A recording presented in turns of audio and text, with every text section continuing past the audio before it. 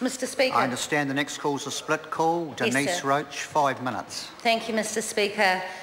It is with regret that I rise to take this call for this bill because I see it as yet another lost opportunity, and it seems that every time I speak in the House it is about lost opportunities, sir. Sir, this was a great bill. I pay tribute to the sponsor, Sue Moroney, who brought a bill to the House which was a call for 26 weeks paid parental leave.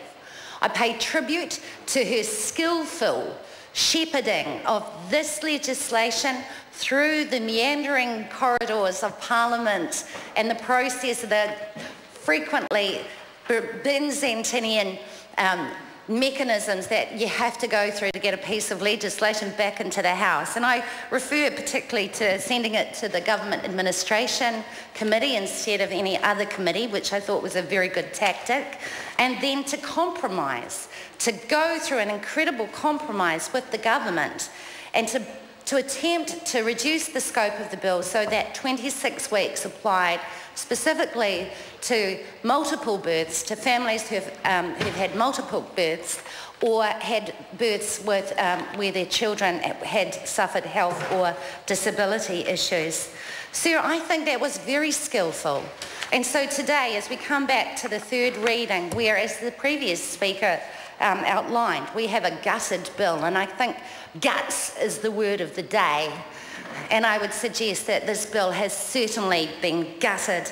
So we bring this bill back and it's been eviscerated essentially, and that, sir, is a tragedy.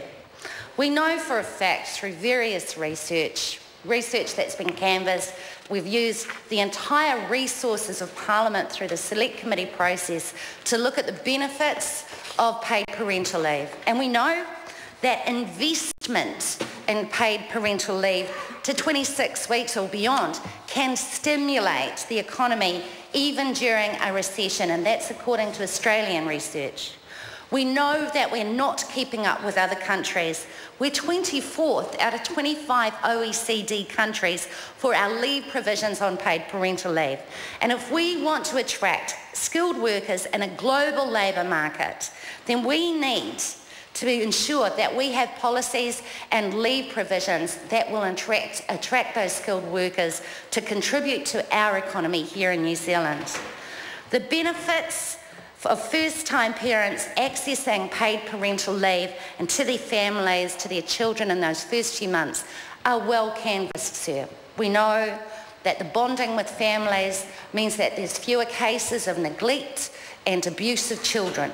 We know that children who have had their parents with them in the first year of their lives have better cognition and fewer behaviour problems, which means that we save money down the track.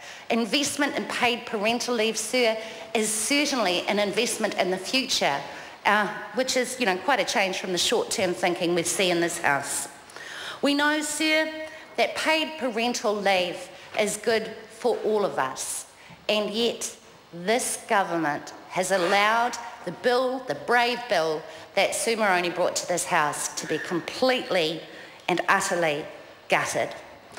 Sir, I have to say that Sue Moroney can take credit for the fact that this government in the last budget announcement has actually moved on paid parental leave at all. The fact that they will this year extend paid parental leave from 14 weeks to 16 weeks and then next week to 18 weeks, that is to her credit. And it is to her credit that the government was able to see that they were going to lose votes if they didn't shift on this, because there are thousands of New Zealanders who want better provisions for paid parental leave. And it was Sue Moroney's bill that also meant this government has decided to shift on how paid parental leave can be applied and extend the categories that it can go for. So, sir, while we are voting on a bill that's been gutted, it's been emptied, and it's a shell of what it was, Sue Moroney can take credit for shifting this government into a few tiny steps in the right direction. Cool. Ian Lees Galloway, 5 minutes. Thank you very much, Mr Speaker. There has been a lot of waffle and